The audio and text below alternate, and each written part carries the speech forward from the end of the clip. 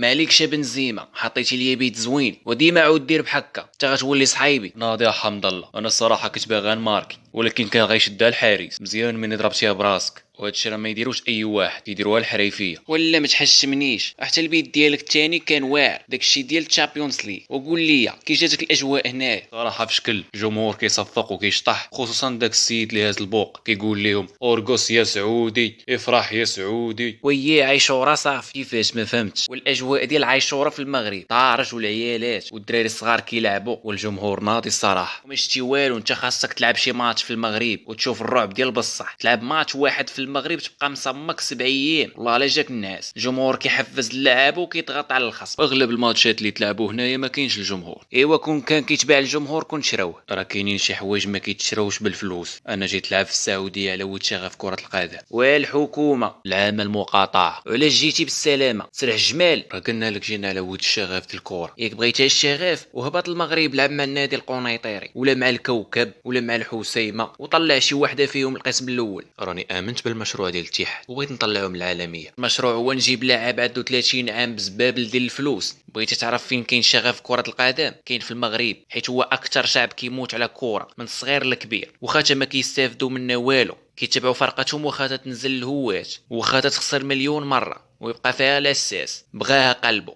وهاد الناس هادو يخسروها ماتش ما تبقاش تشوفهم حتى تجيب ليهم بنزيما كادو باش يرجعوا يتفرجوا في كوره.